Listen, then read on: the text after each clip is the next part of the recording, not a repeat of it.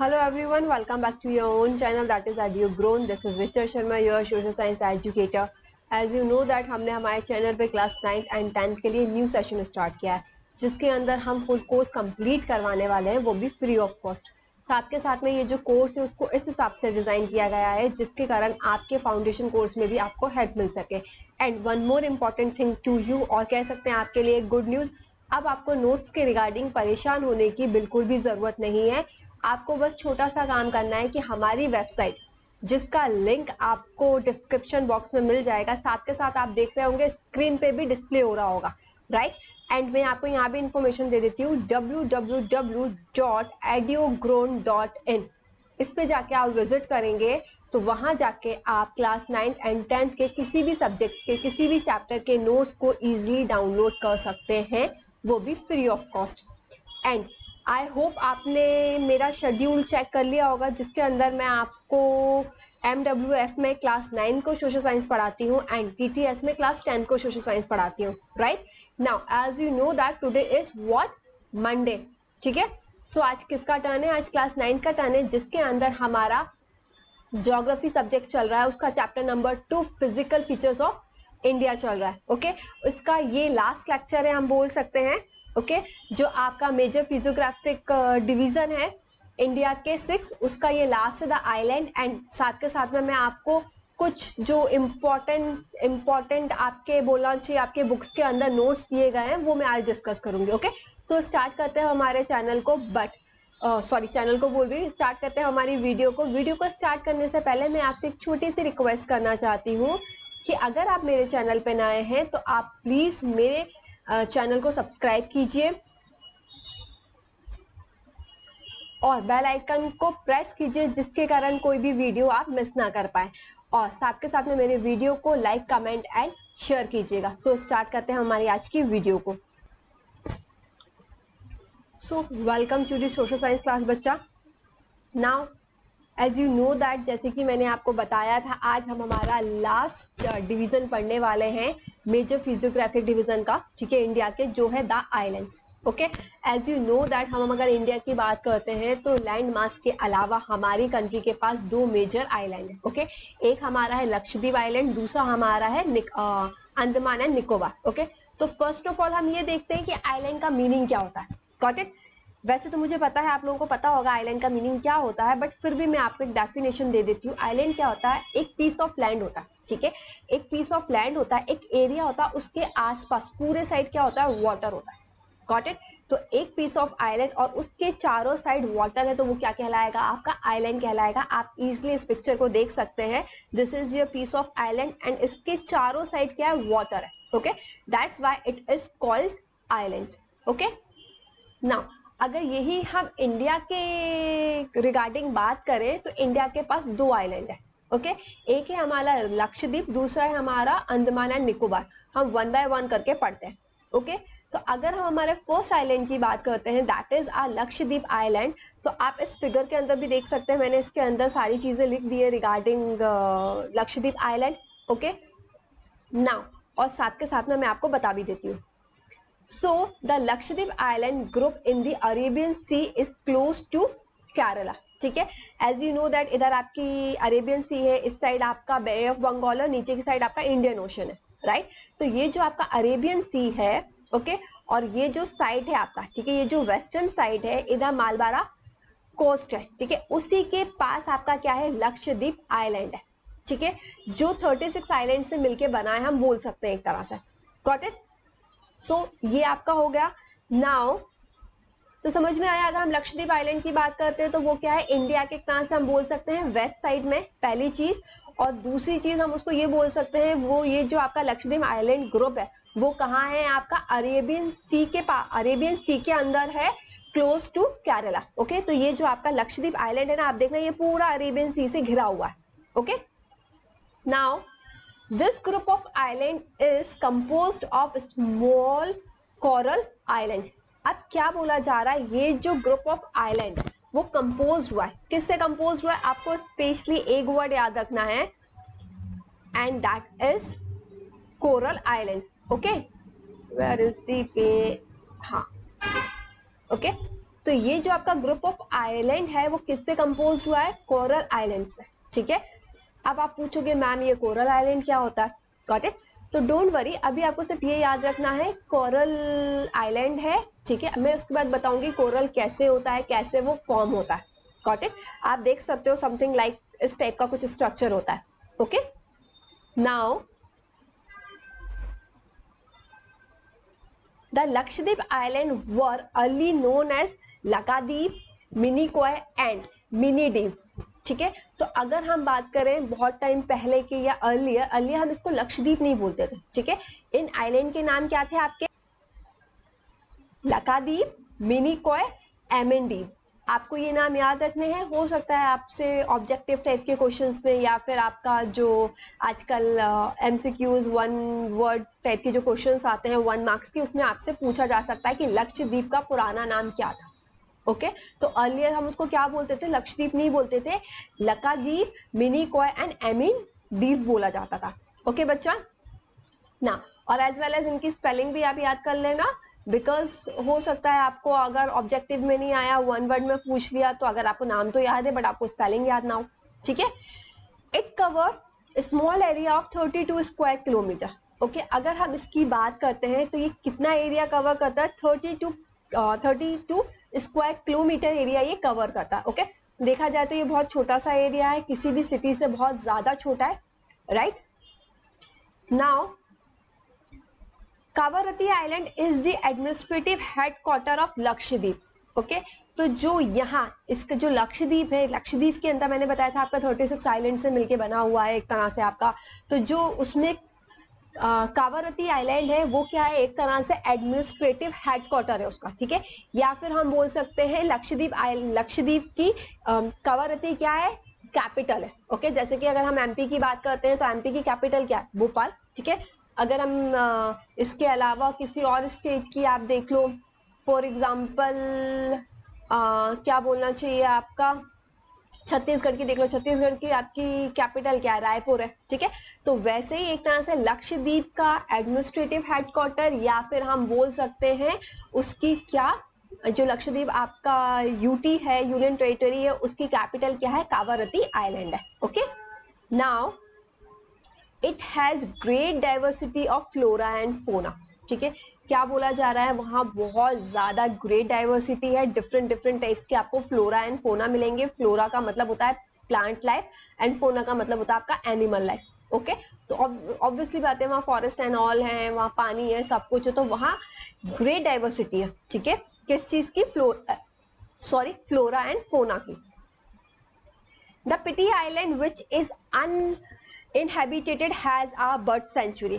अब जो आपका पिटी आइलैंड है, जो कि मैंने बताया था लक्षद्वीप आपका 36 आइलैंड से मिलके बना हुआ, उसका जो एक पिटी आइलैंड है वो रहने के लिए तो नहीं, वहां कोई नहीं रहता, ठीक है। विच इज अनइनहैबिटेड, ठीक है, बट वहां क्या बनाया गया है? बर्ड सेंचुरी बनाई गई है, जिसके कारण अगर कोई माइग्रेटेड बर्ड्स आता है, ठीक है, तो उसको क्या कर सके? हम उसको रिजर्व करके वहां रख सके। मतलब हम बोल सकते हैं कि वहां का मतलब हमें फोना एंड फ्लोरा दोनों चीज को आप एक तरह से बर्ड सेंचुरी है तो यहाँ से बर्ड्स के बारे में बोला जा रहा है, तो उनको हम कैसे रिजर्व करके रख सकते हैं, इसलिए हमने उनके लिए स्पेशली बर्ड सेंचुरी बना के रखी है। कहाँ?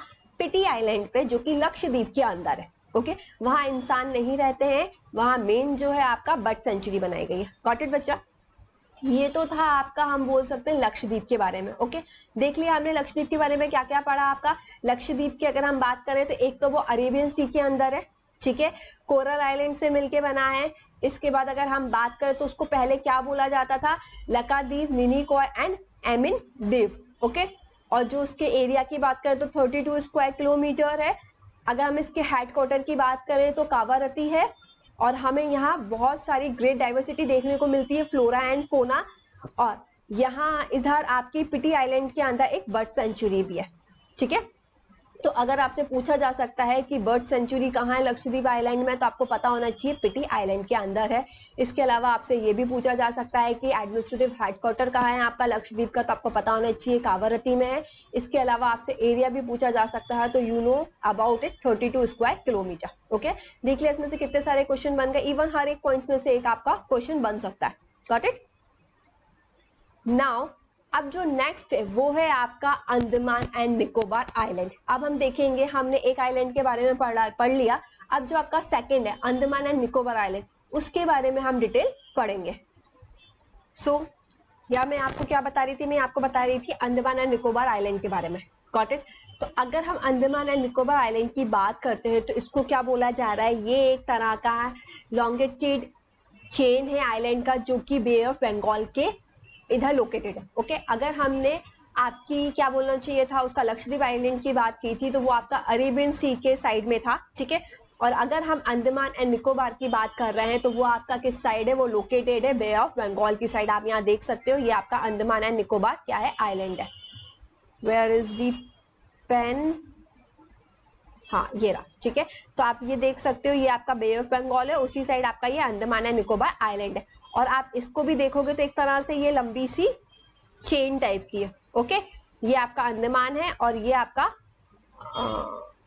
निकोबार आइलैंड है। ओके, तो ये एक तरह से क्या है, आपका बोला जा रहा है इलोंगेटेड चेन है, ठीक है, एक लंबी सी चेन है जो कि क्या कर रही, आइलैंड की चेन है, कहाँ है, बे ऑफ बंगाल के अंदर। Got it? तो अगर हम लक्षद्वीप की बात करते हैं तो वो अरेबियन सी के अंदर है, हम अंडमान एंड निकोबार की बात करते हैं तो वह कहाँ है, एनलॉन्गेटेड चेन है एक तरह से आइलैंड की, जो कि बे ऑफ बंगाल के अंदर है। इसके अलावा अगर आप यहाँ नोटिस करोगे आप, तो आप देखोगे कि आपको जो ये आइलैंड है वो दो पार्ट में डिवाइड है, ठीक है, एक अंडमान और दूसरा है निकोबार, ठीक है। तो अंडमान की हम बात करें तो अंडमान जो आइलैंड है वो किस साइड है आपका, वो नॉर्थ की साइड है, ठीक है। और निकोबार जो आइलैंड है वो किस साइड है आपका, वो साउथ की साइड है। ओके बच्चा, now they are bigger in size and are more numerous and scatter, ठीक है। ये जो है इस हम आइलैंड की जो बात कर रहे हैं, ये बिगर है साइज के अंदर, ठीक है, और साथ के साथ में काफी फैला हुआ एरिया है। ओके, स्कैटर का मतलब होता है फैला हुआ। The entire group of island is divided into two broad category. जैसे कि मैं आपको ऑलरेडी बता चुकी हूँ उस फिगर के अंदर कि जो इंटायर ग्रुप ऑफ आइलैंड है उसको दो कैटेगरी के अंदर डिवाइड किया गया। फर्स्ट वन इज अंडमान जो कि नॉर्थ के साइड में है, और second one is your Nicobar जो कि आपका साउथ में। Okay, now these island are an elevated portion of submarine mountain. अब क्या बोला जा रहा है, ये जो आपका आइलैंड है, ठीक है, इसको क्या बोला जा रहा है, ये एक तरह से एलिवेटेड पोर्शन है, ठीक है, जो कि क्या हो चुका है, सबमरीन माउंटेन का, ठीक है। मतलब कि यहाँ ये बोला जा रहा है जो माउंटेन है वहां क्या हो चुके हैं, एक तरह से वहां डूब चुके हैं, उसका ही एलिवेटेड पोर्शन है। ओके, कैसे, एज यू नो दैट हमने पढ़ा था कि आपका लाइक हाँ, जैसे कि आपको पता है ये आपका ऐसे करके, मुझसे अभी डायग्राम सही से बन नहीं रहा है, ठीक है, कुछ, अरे ये तो बिल्कुल ही सही नहीं बन रहा है, ठीक है। जैसे कि फॉर एग्जांपल मैं सिर्फ ऊपर का हिस्सा बना देती हूँ, as you know that this is, जैसे कि ये हमारा क्या होता है, इंडिया का मैप है, ठीक है। तो ये उसका पोर्शन है। एक्चुअली में मेरे पास पेन नहीं है ना, तो इसलिए मुझे उसको कंट्रोल करने में, बनाने में थोड़ा सा प्रॉब्लम जा रहा था। आप थोड़ा सा समझने की कोशिश कीजिएगा, ठीक है। एज यू नो दैट यहाँ हमारे क्या होते हैं, माउंटेन होते हैं, ठीक है। अब ये माउंटेन होते हैं तो आपको पता है ऊपर से जब ये नीचे की साइड आते हैं, ठीक है, तो ईस्ट की साइड आते तो क्या होते जाता है, ये थोड़े थोड़े से छोटे होते जाते हैं, ठीक है। छोटे होने के बाद आपको पता है पूर्वांचल में जाके ये टर्न हो जाते हैं, राइट। और फिर ऐसे ही करते करते बोला जाता है कि वो क्या होगा, एक बहुत टाइम पहले की बात है, बहुत टाइम उसकी बात है, वो क्या हो गए, वो पानी के अंदर ही क्या होगा, डूब गए, ठीक है। तो उसी से जो एलिवेटेड, अब जो वो डूब गए हैं उसी से जो एलिवेटेड पोर्शन बना है, उसी को हम क्या बोल रहे हैं, एक तरह से हम क्या बोलना चाहिए, अंडमान एंड निकोबार बोल रहे हैं उसे, ठीक है। Got it? तो आपको बस इतना सा याद रखना है, ये जो आइलैंड है वो एलिवेटेड पोर्शन है, ठीक है। दीज आइलैंड क्या है, एलिवेटेड पोर्शन है, किसका, जो सबमरीन माउंटेन है, मतलब जो माउंटेन डूब गए हैं उनका। गॉट इट बच्चा?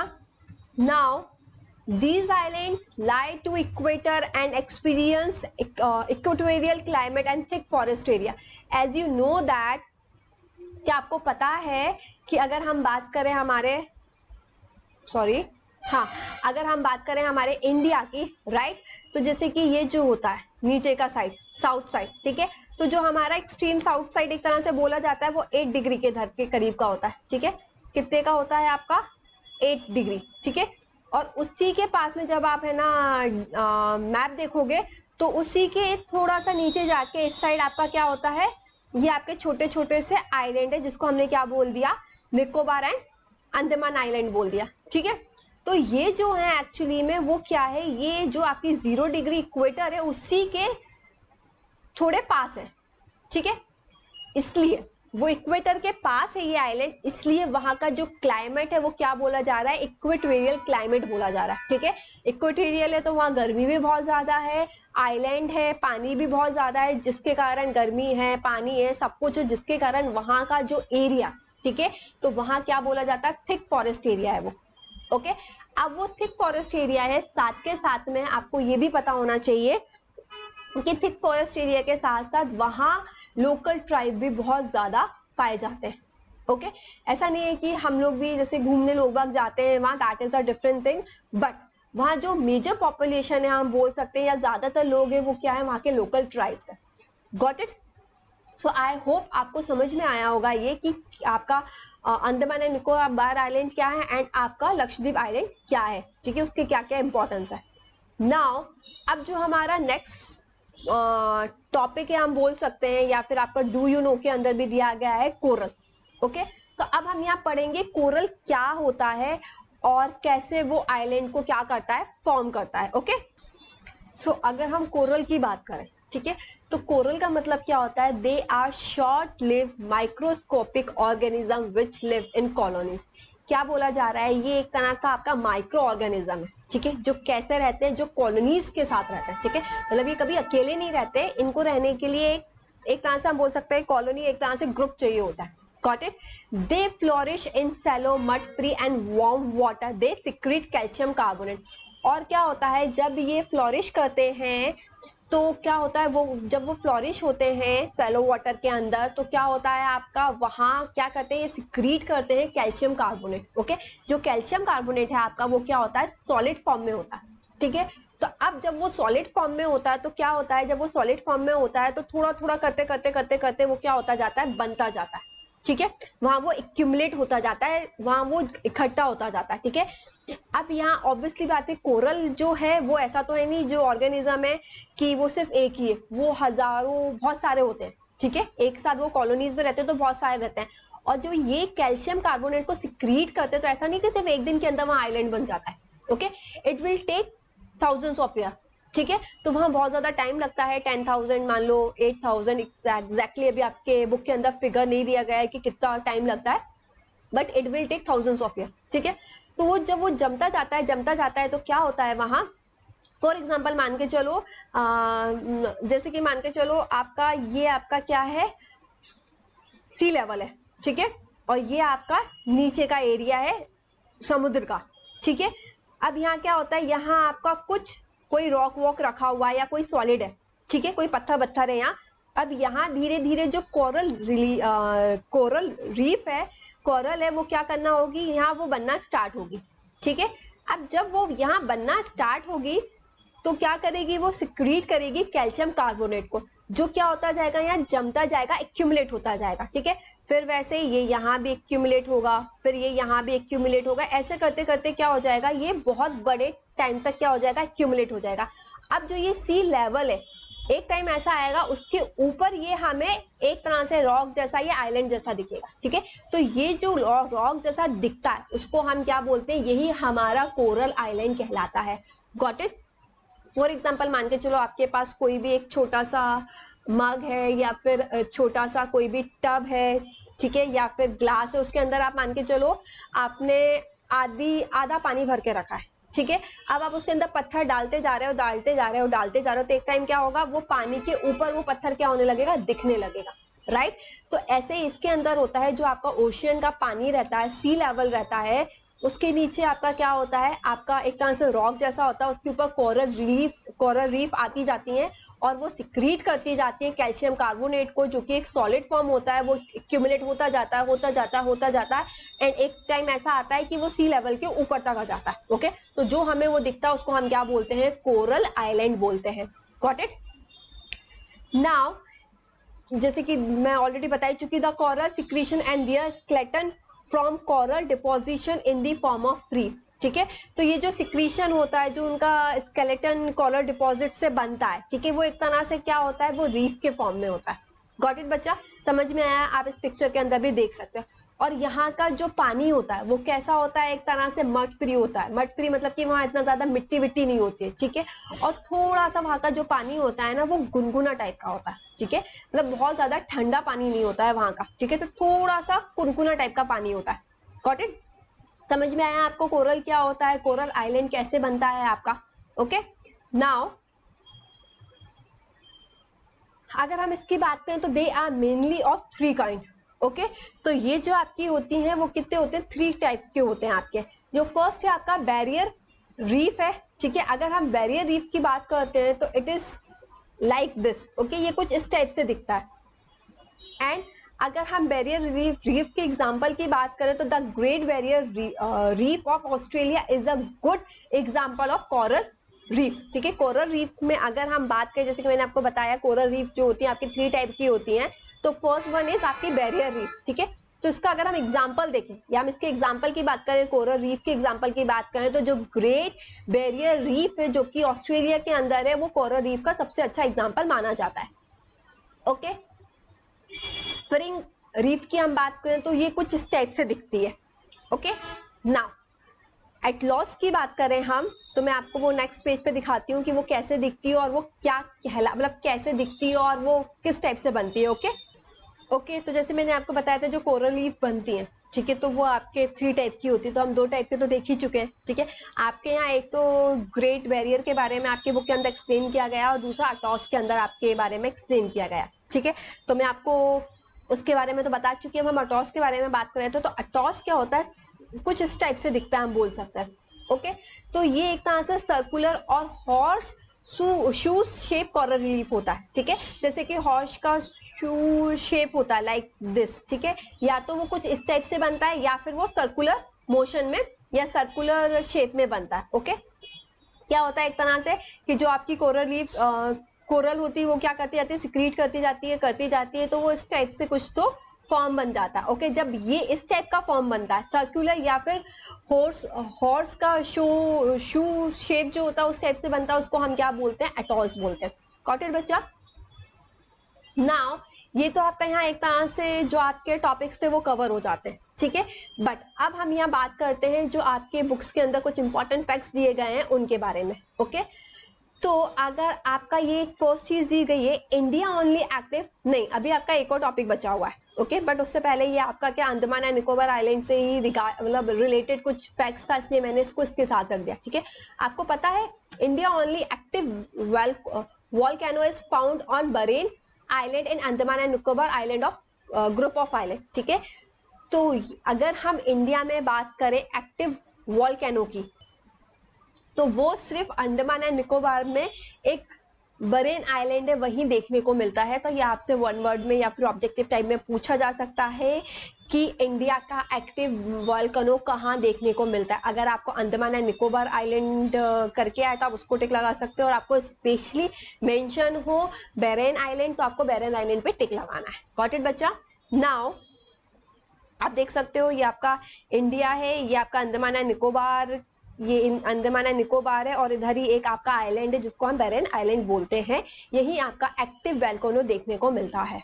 ओके, नाउ अब जो आपका लास्ट टॉपिक है इस चैप्टर का वो है how these diverse physical features useful for India. अब हम क्या पढ़ रहे थे, आपको पता ही है चैप्टर का नाम ही है फिजिकल फीचर्स, ठीक है। तो हमारे यहाँ जितने भी डाइवर्स फिजिकल फीचर्स है, ठीक है, उन सब के बारे में हमने पढ़ लिया। अब हम देखेंगे क्या उनका क्या यूजफुल है इंडिया के लिए, ठीक है। तो एज यू नो दैट जितने भी हमारे फिजिकल फीचर्स है ना, एक तरह से हमारा नेचुरल रिसोर्सेज है या हमारी कंट्री के लिए बहुत ज्यादा यूजफुल है, ठीक है, कि उन्हीं के कारण हमारी economic condition as well as हमारा डाइवर्सिटी एंड ऑल सब चीजें जो है वो उनके ऊपर ही क्या है, डिपेंडेंट है। ओके, तो जो हमारा फर्स्ट है वो क्या है, माउंटेन।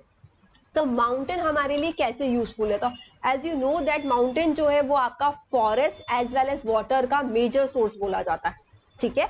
तो माउंटेन क्या बोला जाता है, एक तरह से आपका माउंटेन जो है आपका वो क्या है, एक तरह से वाटर एंड फॉरेस्ट का मेजर सोर्स है। ओके, नाउ जो हमारा दूसरा मेन फीचर है, फिजिकल फीचर है, वो क्या है, नदर्न प्लेन ऑफ इंडिया, ठीक है। जब भी नदर्न प्लेन ऑफ इंडिया की बात होती है तो आपको पता है वहाँ की सॉइल बहुत ज़्यादा फर्टाइल है तो वहाँ खेती एंड ऑल बहुत अच्छे से होती है, इसलिए इसको क्या बोला जाता है, नदर्न प्लेन को ग्रेनरीज बोला जाता है, किसका, कंट्री का। Got it. नाउ जो आपका थर्ड फीचर है वो क्या, प्लेट्यू। ठीक है, अब प्लेट्यू आपको पता है वो बहुत ज़्यादा इंपॉर्टेंट रोल प्ले करता है। क्यों करता है, क्योंकि एक तरह से हम बोल सकते हैं मिनरल्स एंड ऑल हमें कहाँ से मिलते हैं, प्लेट्यू से ही मिलते हैं। ठीक है, प्लेट्यू के अंदर ही मिनरल्स एंड ऑल पाए जाते हैं। ठीक है, और साथ के साथ में इंडस्ट्रियलाइजेशन एंड ऑल उसके लिए भी क्या करता है, ये मेन रोल प्ले करता है आपका। ओके, इसलिए इसको स्टोर हाउस भी बोला गया है, किसका, मिनरल्स का। तो अगर आपसे पूछा जाए स्टोर हाउस ऑफ मिनरल्स किसको बोला गया है, तो किसको बोला गया है, आपको प्लेट्यू को बोला गया। ठीक है, और अगर आपसे पूछा जाए ओके कि ग्रेनरीज ऑफ कंट्री कहाँ है या फिर किसको बोलते हैं, तो नदर्न प्लेन्स ऑफ इंडिया को बोलते हैं। ओके, और ये तो आपका इजी है, आपको पता है ये source of water and forest किसको, मतलब कहाँ से ये चीजें आती है, ये किस मतलब कहाँ से, तो ये माउंटेन्स है। ठीक है, बट आप ये चीज जरूर याद रखिएगा, नदर्न प्लेन्स को हम ग्रेनरीज ऑफ कंट्री भी बोलते हैं, एज वेल एज आपसे ये पूछा जाता है store house of mineral, maximum पूछ लिया जाता है, तो ये प्लेट्यू है। ओके, नाउ अब जो आपका लास्ट है वो आपका coastal region and island groups है। ठीक है, ये आपका लास्ट फिजिकल फीचर्स है। तो एज यू नो दैट जहां भी हमारी कोस्टल रीजन की, कोस्टल एरिया की या फिर आइलैंड ग्रुप की बात हो रही है, तो वहां का क्या है, वहां का जो मेन इंपॉर्टेंस है क्या है, एक तो वहां का sites as well as fishing and all जो वहाँ पोर्ट पे होती है, वो सारी जो भी पोर्ट्स की एक्टिविटी होती है, सामान को लाना, इम्पोर्ट करना, एक्सपोर्ट करना एंड ऑल, और फिशिंग एंड ऑल, ये सारी चीजें होती हैं, वो क्या है, वो वहाँ का इंपॉर्टेंस है, क्योंकि बिना इसके तो काम ही नहीं चलेगा।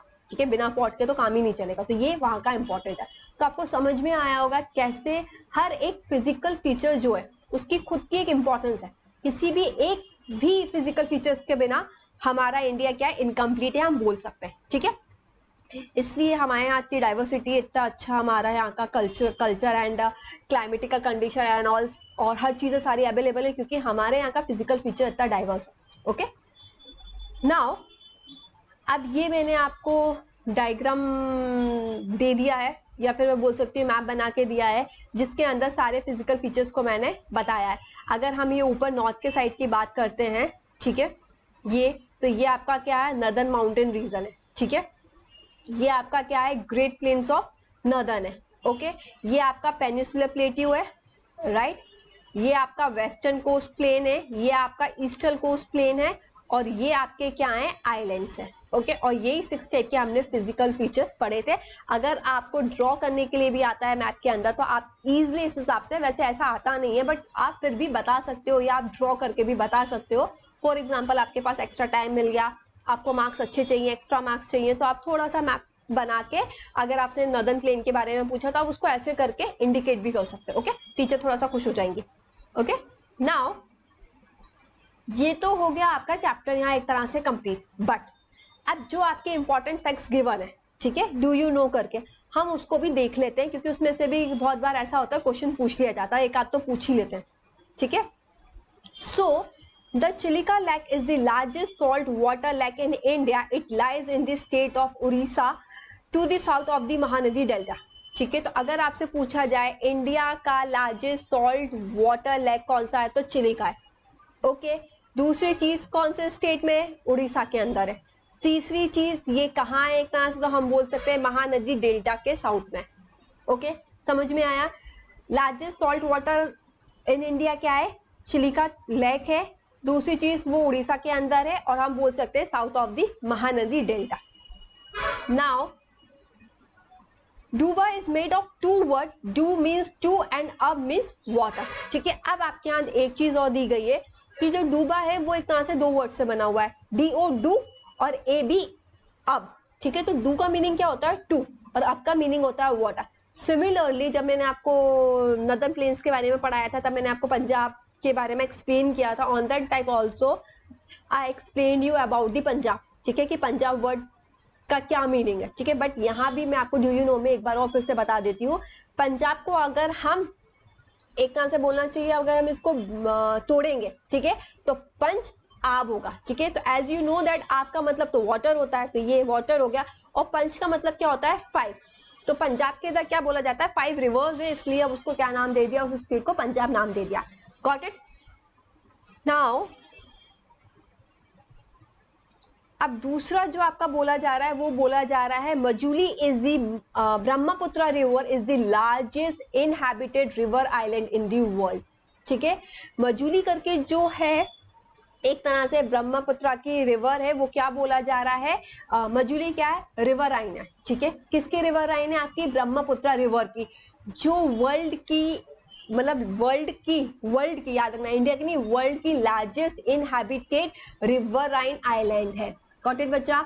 तो अगर आपसे पूछा जाए वर्ल्ड की लार्जेस्ट इनहैबिटेड रिवर आइलैंड कौन सा है, तो वो मजूली है, जो कहाँ है, आपकी ब्रह्मपुत्र रिवर के अंदर।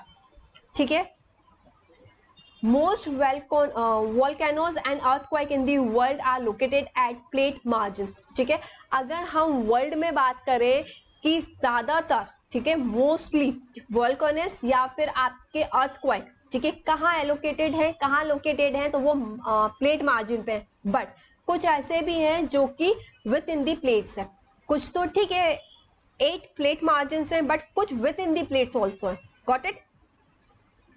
सो आई होप बच्चा आपको ये चैप्टर बहुत अच्छे से समझ में आया होगा। मैंने बहुत कोशिश की है कि आपको 1 बाय 1 करके इजीली अच्छे से आपको बता दूं, क्योंकि इसके अंदर फैक्ट्स एंड फिगर्स बहुत सारे हैं, इसलिए मैंने आपको 1 टॉपिक कवर करवाने की कोशिश की है। ओके, एंड आई होप आपको सब कुछ समझ में भी आया होगा। इसके बाद भी आपको लगता है कोई भी डाउट है, भले chapter number 1 and chapter number 2 के अंदर, ठीक है, क्योंकि एज यू नो दैट आज हमारा चैप्टर नंबर 2 कंप्लीट हो गया है।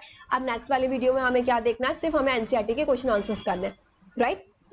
सो अगर आपको लगता है कोई भी डाउट है regarding chapter number 1 and chapter number 2, तो आप मुझे कमेंट्स कीजिएगा, मैं आपके सारे डाउट्स क्लियर कर दूंगी जब भी आप मुझे कमेंट्स करेंगे उसके 2-3 दिन के बाद के वीडियो में। ओके, सो आई होप ये जो वीडियो थी आपके लिए यूजफुल होगी, आपको अच्छी लगी होगी। अगर आपको लगता है ये वीडियो आपके लिए यूजफुल थी, आपको समझ में आई, आपको हेल्प मिली, तो आपको एक छोटा सा काम करना है, मेरे वीडियो को लाइक, कमेंट एंड शेयर करना है। ओके, और अगर आप मेरे चैनल पे नए हैं तो आपको मेरे चैनल को सब्सक्राइब करना है, साथ के साथ में आपको हिट करना है, प्रेस करना है बेल आइकन को, जिसके कारण आप मेरा कोई भी वीडियो मिस ना कर पाए। ओके, सो बाय बाय, टेक केयर। आज के लिए इतना ही। जब हम नेक्स्ट वीडियो में मिलेंगे उसके अंदर मैं आपको बताऊंगी एनसीईआरटी क्वेश्चन आंसर्स के बारे में। ओके, सो बाय बाय, टेक केयर, मिलते हैं हमारे नेक्स्ट वीडियो के अंदर।